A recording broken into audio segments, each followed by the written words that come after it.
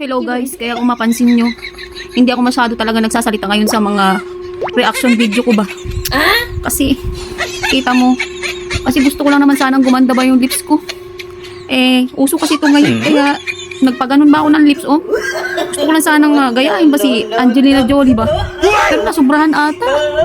Shoutout ko lang yung doktor ba na nagawa sa akin ito. Parang awa muna. Ibalik mo na yung lips ko ba. Akala ko mas gaganda ako pag ganito yung lips ko. Nagsisisi talaga ako dahil mas maganda ako dati. Mas okay naman yung lips ko ba kaysa tingnan mo naman, oh. Paano na ba to? Kaya, tignan nyo, oh. Kaya kung ako sa inyo talaga makontento na kayo sa binigay talaga sa inyo ni Lord na lips, huwag nyo nang ipabago yan kasi tignan mo, sisisi talaga ako. Okay na ako, maganda na ako dati. Ngayon kala ko mas gaganda ako. Mali. Tingnan mo, nasubrahan ba?